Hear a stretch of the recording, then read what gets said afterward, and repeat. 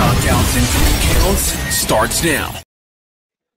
Ooh, what up? No, it is another Tuesday. This is Knockouts in 3 counts, and it is not only fight week for Corey and I, it is also fight week for tonight's guest, the return of the boss himself, Kenny the Boss Crossman. Appreciate you coming back through. I wish I was in Vegas right now because definitely fall weather has come upon us here in Michigan.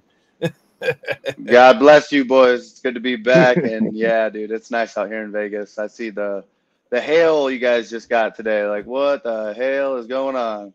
Oh, Dad, you're not kidding. It was raining. It was raining a ton on the way home from work today. It was all right because it kind of kept people out of the post office too. But you know, That's but with you Michigan, being baby. out there in Vegas, bro, I got to talk to you. I seen all the stuff that you were around. Talk to me about one of your big teammates, Merab, getting a dub, bro. I seen you over there at the pre-fight weigh-ins and that kind of stuff, and getting to be around that, dude. I was watching all that. I didn't lay any parlays, anything, but what'd you think of UFC 320, bro? It was nice. I watched it over at Cody's house, actually, and press conference was surreal. It was the first time, like, I was walking because I had all access pass. I didn't know, so I was sitting up in the bleachers, and my boy Jack Gold, he was in Vegas, and Marab, his team, Bato, his boy, he hooked me up with some passes. So I gave Jack one, and he's looking for me, and I'm like, I'm up in the stands, bro. I got a really good seat. He's like, he came up and found me. He's like, bro, you know we can go down to the floor. I was like, what? So we like walked down to the floor, and like I'm looking around. There's all these people. It felt like a walkout to a fight, and I'm just visualizing like one day this will be me walking out to a fight. And we sat up front, and everybody was rooting Marab on, and basically giving crap to everybody but Marab and Poatan. So, you know, it was a really good vibe. You know, I've been training alongside Marab and watching him do his 5-rounders and getting fresh bodies in. And him and I are the only ones at the time doing champ camps. So I do my 5 rounds and rotate fresh bodies in. And, you know, the first time was pretty hard, but it continued to get better. And I just kept watching Marab do it and asking him questions. And he'd come up to me and he'd say, good job. And I felt like I didn't do a good job. And, you know, because I want to go out and dominate every round and every second. And, you know, they're tough rounds. So, I mean, that's where I learned a lot about a month ago, 2 months ago. I learned a lot in the first 5-round go. But it's like, you know, you go home, you're a little upset with yourself. You want to do better. But those are the opportunities for a lot of growth. And, you know, now that's like, those were my favorite days looking back at camp. That was one thing. Go ahead, Corey. When you move your way into a top level camp like that, that's what you hope to experience. Really, when you like think back on it and why you make those type of moves, it's stuff like that. You want to feel those, like you say, moments of, well, this is where I can improve throughout this layer, and I can really gain knowledge from, like you say, being alongside somebody like Marab while doing that same type of work. You know, it's just getting pushed by people and seeing the mindsets going into it. Like Marab says all the time after practice, like, you know, you might not feel the best going into a fight, but you have to do your best no matter how you feel. So just having that kind of click is like, you know, you might feel a little scared or you might feel a little sick. You didn't rehydrate the best or whatever it might be. You know, your opponent's going to have to go through the same mental challenges. And if you train your body that way, when you get to the fight, you know, like these things might happen, but you're prepared. One thing that I noticed headed into this fight, and kind of just based off the stuff that I've seen and talking to you outside of it, like through social media and talking, you really seem like, obviously you've been on a roll. You've won 10 out of your last 11. You know, you've won your last three straight. Talk to me. It seems like since you've been on this roll, like there's just something different. Is that what you would attribute to your mindset change? Would you attribute that to the training you're getting? What is there, like a light bulb that kind of got turned on for you in this last little bit?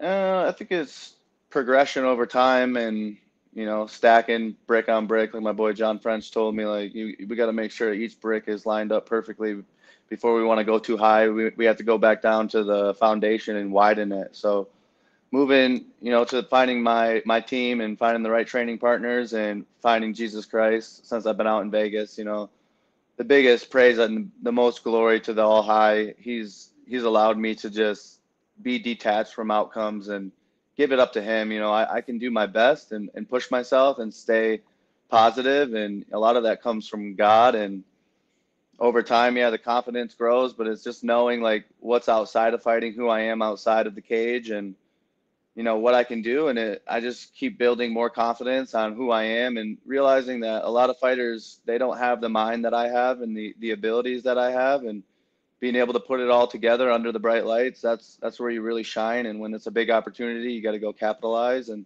I've fallen short in the past, and I haven't, but I know why. And it's, you know, my preparation and my dedication. I've always thought that one day the discipline would just all of a sudden be there, you know, and I'd start partying, and I'd start training more. And, you know, it's been years now of just living a disciplined lifestyle, and it starts coming to fruition, and you can see it more and more as, you know, you follow God and you believe in yourself and you have the right people around you, and don't just talk about it, but be about it. And so, you know, my thoughts when I wake up in the morning is, how can I go be better? How can I help my team? How can I get to my goals? You know, how can I lift up my wife and get into my Bible and read the word, and get fed by the Spirit, and know that like all of this comes to an end, and you're born with a purpose, and it's not even your purpose, but it's his purpose. So go make him proud, live for an audience of one. And like John 13:7 says, like, you might not know now, but soon you will understand. So all that kind of stuff just takes the pressure off me and allows me to go be myself every day, and give it my all. I have, you know, that's my main job, is being a fighter. But I have all the time in the world to just dive in and put all the effort behind my attitude. And, you know, I want to make these dreams a reality. So it's pretty easy for me to just show up.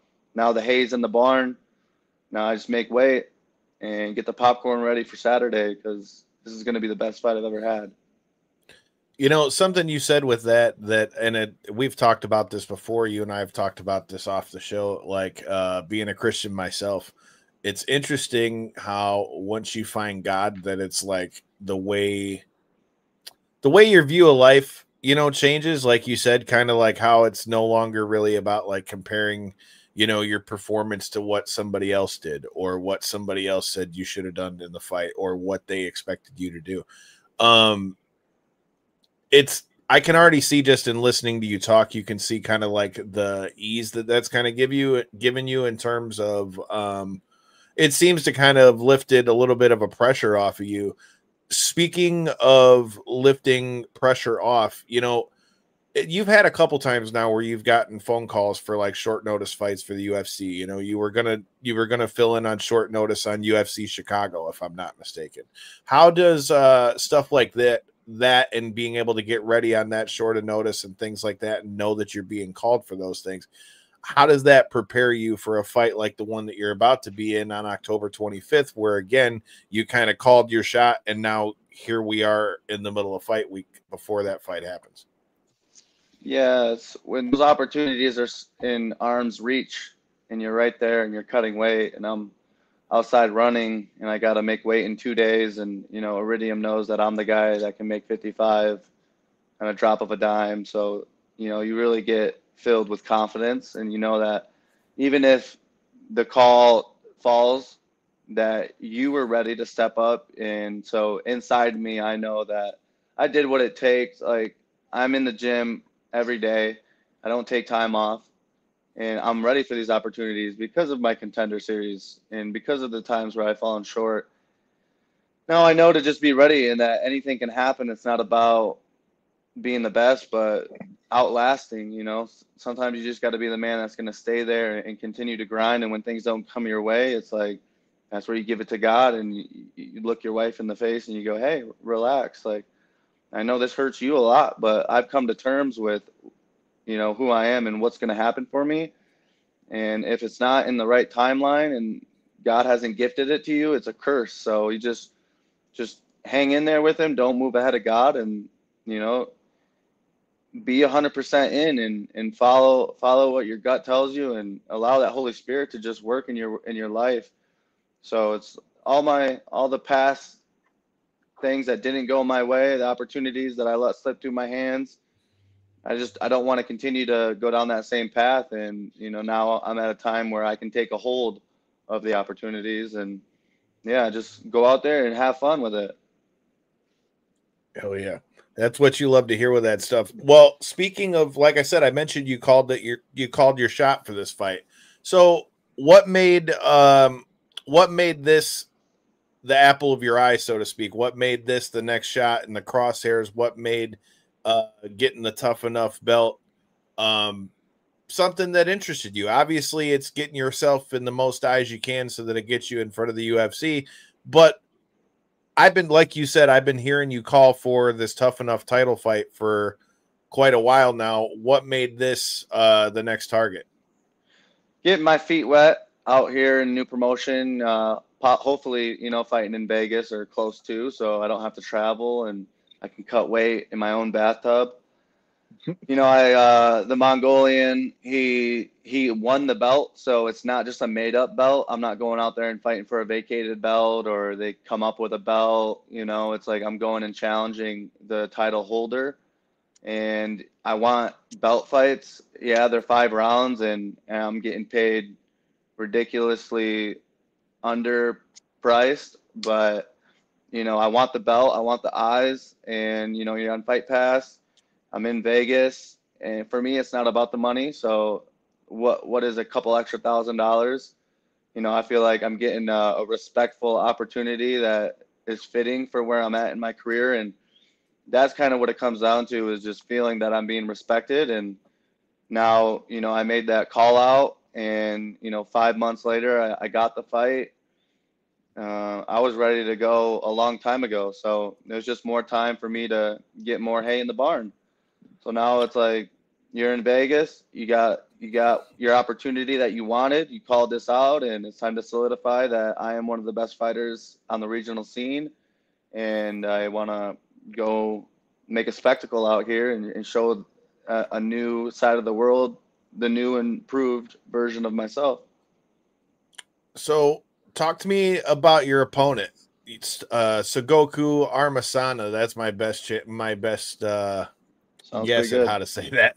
But we'll go with the Mongolian, like you called him. But talk to me about this fight. What was it about this guy that was there anything in particular that you saw that you were like, you know, I really think, you know, my style matches up with this guy? Was it just because he had the belt for Tuffnuff, with Tuffnuff being another one of those like an LFA that we all know that the UFC watches, especially with them being centered in Vegas like that? What was it about? Is there anything with your opponent that sticks out to you on this one? Not specifically. I just wanted his belt. You know, I didn't care about his record. I just knew that he's had some good finishes and he's drawn some attention. And I feel like no matter what their style is, I feel like I can match up against whoever and beat them. So I just wanted to be an unknown challenger, kind of coming into enemy territory and his home of Tuffnuff, and take his belt from him. And stylistically, I think I can beat him everywhere. He's got some flashy spins, and you know, he's got technical sound striking. They think he's a better wrestler than he is. So, you know, we'll see on Saturday, but I feel like all around I'm better, and yeah, he's in for a world of hurt. Sounds like you're predicting yourself another finish, another reel to the highlight reel on this one. Yeah, numbers don't lie, and if you know, just look at what I've done. You know, technically, statistically, I go out and finish people. So I'm training for 25 minutes, and that's the hardest part. You know, is having to do 25 instead of 15 all the time. So it's kind of like a little fire underneath me of like, you know, I had to go and do all this work where I'm not going to have to fight for a title for a long time until I'm, you know, fighting in the UFC for the title. But again, it's just given me so much more knowledge and experience in the cage. And when it is time to fight for another title, like I've done the work before, and I'm only going to be better at doing it this time.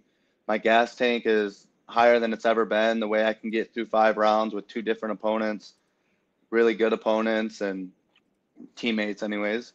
And the push that they give me, and being able to have a good mind going into like round 4, championship round, and feel good, you know, feel like I could do a couple more rounds after I'm done with 5. You know, it's exciting because it's unknown, and I want to challenge myself. Like, I can get through 15 minutes easy, but we'll see if he makes it to the second round. I like it, man. You go ahead, Corey. I was just going to say that's the real test with all the, you always hear with all the prospects and stuff, you know, making their debuts in the UFC, you'll hear John Anik or something say like, we've never seen him go 5 when they make their first main event and stuff.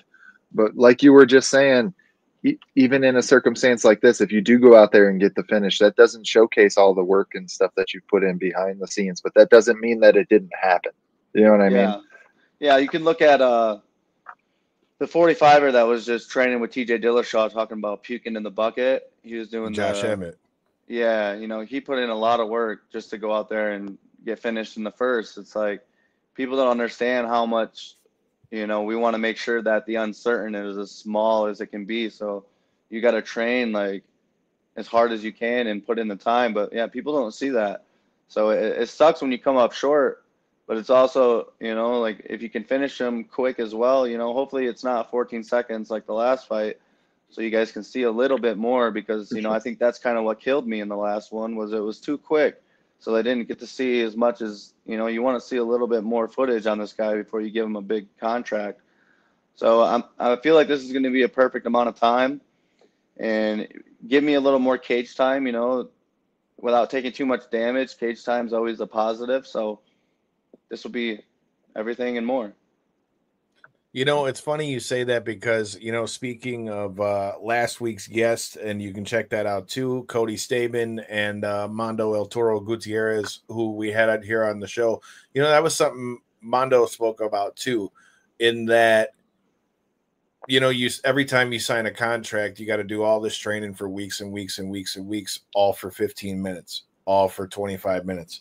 You go in there and obviously you want to finish the guy, but if you finish a guy in the first, second round, you know, a lot of times it can feel like you did all that work and all I got it for was 30 seconds, 2 minutes. You know, I think that's what makes this fight a great showcase for you, again, because of the platform that's on. And again, with it being centered in Vegas like that, you know, the UFC eyes and things of that nature are going to be able to see it. And I mean, like you said, you already said that you're planning on a big finish. You go out there and you finish a guy who, like you said, is the legitimate champion, not a guy where it's a vacated belt or, you know, he's an interim champion or whatever the case. You go over there, you beat the champion, you get yourself a finish on top of the wins that you had already had with XFC. And like you said, the experience you already have, considering both Contender Series and like a fight like Bellator.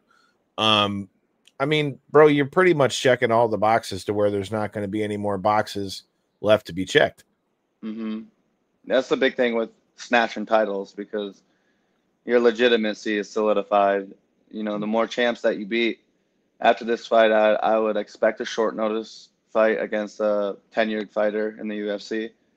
And that's because of my record being big and the experience that I have. And, you know, I'm just blessed to be in this position, because not too long ago I was just a kid, you know, from Hastings, Michigan, who didn't know what he wanted to do or who he really was. And now I'm in the middle of the ocean. I feel like I just left the beach, and you kind of look back and you're like, how'd I get here? So like, just perfect timing. It's God's timing. And that's why you just stay strong through it all and believe in him, and then put the work in. You know, he gave you 2 arms and 2 legs and sound mind and a good, healthy body. And I thank him every day for allowing me to wake up and breathe the air and not be, you know, 6 months of training with no injuries, and a year before that with no injuries. And then, you know, you kind of go into some times where it was dark. And, you know, that's where it's like, if you're not broken enough, you probably won't find Jesus. And I had to get broken down to my core and, you know, get injured and figure out a way through it. And got blessed with an amazing wife. And, you know, her and I are tough to beat. So. Love to see it. Shout out to the lady boss, Casey Cross. I appreciate it out here. Man, let's talk a little bit about outside of the fight and stuff. You know, Corey and I have, well, I should say J-Bone and I, as of now, have, you know, some shenanigans set up for this weekend before we get to the fights that we're calling on Spectation Sports for Legends of Combat. You got to tell me, man, after you get this big dub, what's the plan for Halloween, bro? You guys got any big costume plans or anything like that? Or any, are we smashing some candy after we get this dub, bro?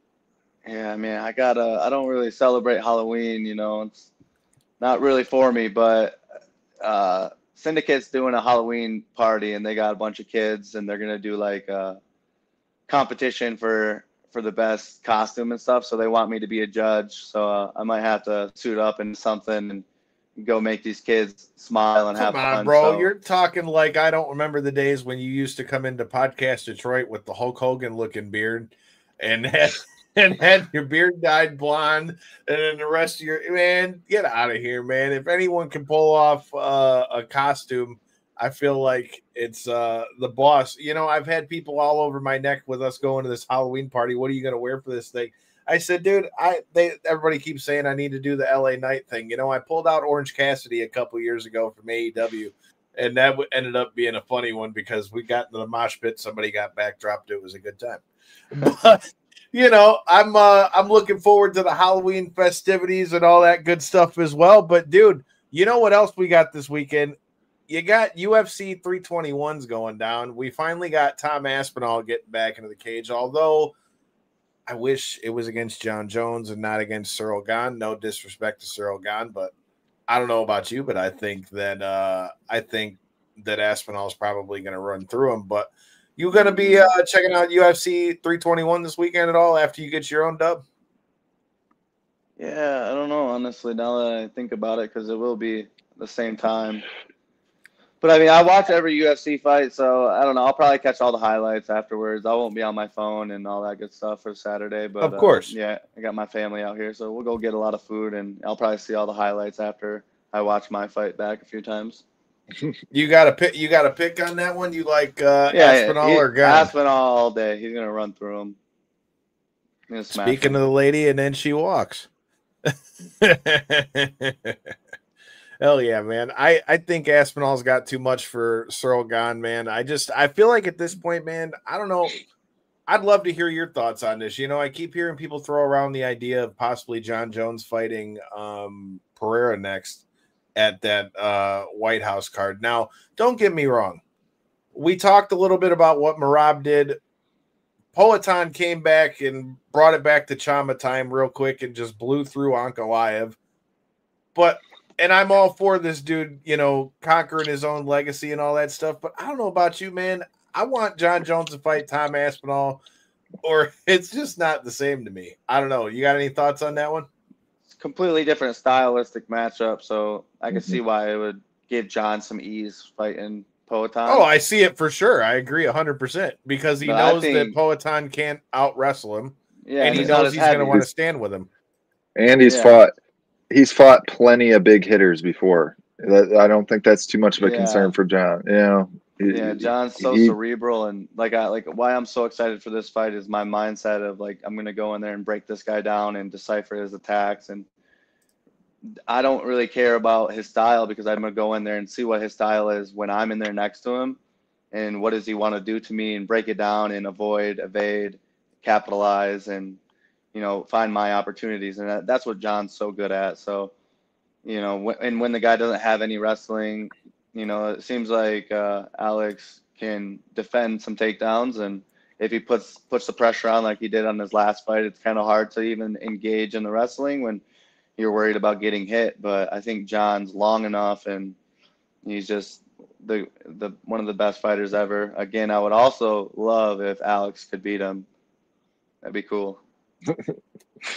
I just am interested to see what this White House fight's going to just look like, period. I just want to see what the overall thing, I just want to see what it's going to look like. Because, I mean, dude, I heard... They're going to be flying F1s or whatever over the top of Oh, like, dude, it's going to be wild. It's going to be like Area 51. I hope they pull out all the stops. I really do. I mean, that's back. Yeah. I felt like when they did the once in a lifetime card at the Sphere, it was pretty cool. But yeah, it was kind of, and maybe it was the fights didn't live up to what everybody was expecting to.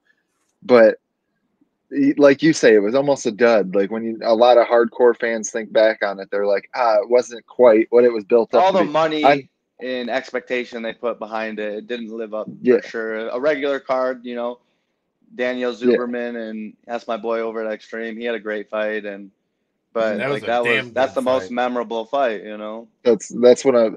But with this White House thing, I'm really hoping that they pull out all the stops because I feel like, yet again, to another example with the 300, I feel like it was a good card. It was a solid, like, stacked fights, but they didn't really pull out all the stops to, like, make it seem like above and beyond just the fact that it's, a numbered event, essentially. It didn't seem, if you watch 298 or something, it had the same layout, same it wasn't, they didn't throw the real pizzazz at it. I hope, like you're saying, they get that spunk in them and really pull out Oh, they pull out got the to for jets, pull this out though, the dude. have to The- have to. They got to, like, for it being on the White House. I mean, this isn't Yeah. gonna. I can't see this becoming a thing where it's like a yearly thing, right? Like, Yeah, it's right. not like we're just gonna have a card at the White House every year. At least I wouldn't assume so. This will No, probably be so- the only one. Yeah, you know what I mean. So, like, if you're gonna get one, you just gotta. All I can picture in my head, and nobody really knows what it's gonna look like. But I just see this big extravagant. Like, it's got to have the lights. It's got to look like. It's got to look like the polar opposite to me from what you would see when you go into like a T-Mobile arena or wherever it is that you went to go see a fight. I just feel like you said, because this is like a one-time thing, like I just want this to look as extravagant as they can make it without it being too crazy. I mean, hell, this one-ups Karate Combat, we were talking about that with Sam Alvey, the heavyweight champ for them, and he was talking about how like fighting in those places where it looks like Area 51 is such a wild visual. Now imagine that in fighting on the front lawn of the White House. You can have all the beautiful visuals and lights and get the biggest names, but you can't predict how they're going to fight on that night. So at the end of the day, like, you have a regular fight night and you get 8 finishes, and it's like, wow, that was an amazing card. And they don't put any kind of engine behind it. They just throw it together. Sometimes those are the best cards, you know, for real fight fans. We want to see that we're here for the fights anyways. Absolutely. But you can get the biggest names, and sometimes it's just not the best styles fighting, or they have a bad night. And, you know, sometimes you just throw a couple guys on the card, and it's like the whole card just has amazing fights. So you still never know. It's always a big risk. And then when you're throwing a lot of money around, you know, it's like they want them to live up and fight so exceptional, and it's just not realistic. Hey man, like I said, it just for the visuals alone, I think it's going to be, it all depends on, like you said, I think it comes down to what they actually are able to put pen to paper and get on that card whenever that card happens. Because we're still talking about this, like it's not, they said it's already not going to be till like, I think the middle of 26. So if it's not going to be till the middle of 26, let's see what's open and an actual possibility when you get to that. You know, yeah, the scope of it is cool. But I mean, like you said, who knows who's going to be ready to fight, what matchups they can realistically put together in that time. Mm-hmm. And you got to imagine, like you said, with it being a one-time thing, everybody's going to want to fight on that card. So, like I said, that's going to open up the possibilities of what you can see with it, dude. Before I let you get out of here, man, you know, we talked a little bit about what Corey and I got going on this weekend. Do you got any thoughts on the fights for Cody Stamann and Mondo Gutierrez? Now, Mondo's got a new opponent this weekend as well. Yeah, hopefully Mondo's opponents, hopefully this is the last one that he has to go through, and hopefully the guy can make weight and get to Michigan and everything. You know, I pray that it's squared away, but if that guy makes it into the cage, Mondo's going to decimate him. You know, it's going to be the Toro show, and then Cody's going to come in and clean up whoever they put in front of him, and it's going to be the Spartan show. And you know, those guys they're gonna go handle their business. You know, they've been training and they're ready for this. This isn't, you know, you can look at it, it's a lower promotion, but these guys it's their next fight, which is their biggest fight, and they got something to prove. So I'm expecting my boys to go out there and handle business and put on for Michigan MMA, and I'm excited. You know, we all get to fight on the same night, so we all can celebrate virtually together afterwards and, you know, congratulate. But I'm expecting these guys to raise their stock, and same for myself. Michigang, dude, you love to see it. I'm definitely looking forward to it from the sounds of things. For any of you guys who didn't get to check this out, it says we got about 245 of you guys in here. Make sure you hit that subscribe button, the like button, the share button, all the buttons, all those things. But, you know, when we talked with Mondo and Cody about that, you know, Mondo, it sounds like there's big things on the horizon. We know he just fought the PFL tournament. Sounds like there could be a round 2 of the PFL tournament coming up for him this year. You know, he comes out there and gets a big win. His new opponent is an undefeated guy out of the Dominican Republic versus a guy the guy he originally had, who was a vet with over 40 fights. But like you were saying, getting to beat these high quality prospects, these undefeated guys, that, you know, bringing a guy in here from the Dominican Republic only is going to make him look better on a second run for the PFL tournament. And then for Cody, you know, there's the little added bit of the fact that his guy, Chad Decker's already fought, you know, Sean Tarleton, and there was all the beef that was there with that. So it makes for a good storyline. And you've got other past guests of the show, Brett Martin, making his return to the cage as well on Legends of Combat. So if you guys can't be in Vegas, which we understand, this is why you need to get UFC Fight Pass so you can see Kenny do his thing over there. Check it out on Tuffnuff, as well as past guests of the show, Justin Janes, the Guitar Hero, who is stepping back into the cage October 25th for Tuffnuff as well. I just hope he does like Stone Cold entrance again, because I'm just going to say that was pretty badass, especially with it being Halloween. We'll see what he has to pull out of this one. Kenny, we appreciate the time as always, my man. Let them know where they can find you on social media, watch the fight, and if there's any last words for anybody who can be wondering what they're expecting, what can we see this Saturday? You guys can find me on Cross the Boss MMA on Instagram, and then Kenny Cross on Facebook. Shout out Brett Martin, big dog. He's back. I'm excited to see him go out and smash some people. Bless him and his family. He's been working hard. So it's really good to see him get back. You know, we kind of grew up together in the fight industry. So that's amazing to see. And, you know, I hope the best for him. You guys get the popcorn ready. Saturday, I'm coming to take this guy's belt, and not to do anything boring. I'm going to smash this guy, and it's going to be an exciting. You guys are going to see fully prepped, fully trained, and confident Kenny Cross out there here in Vegas. Bright lights, and, you know, when the lights get bright, I get big. So game on. Let's get it. You heard the man. Bright lights, big cities, new titles. Kenny Cross is coming this Saturday. Make sure you check it out. Tuffnuff MMA. Make sure if you're in the Michigan area, you come on out and check out Legends of Combat this Saturday. Corey and I on the call. Make sure you check that out on Spectation Sports. Check out our show with Cody Stamen and Mondo El Toro Gutierrez. And make sure that you guys hit that subscribe button, because we've got some heat coming to you, as always, from Knockouts and 3 Counts. Until next time, and in the in-between time, make sure you check that button. Peace.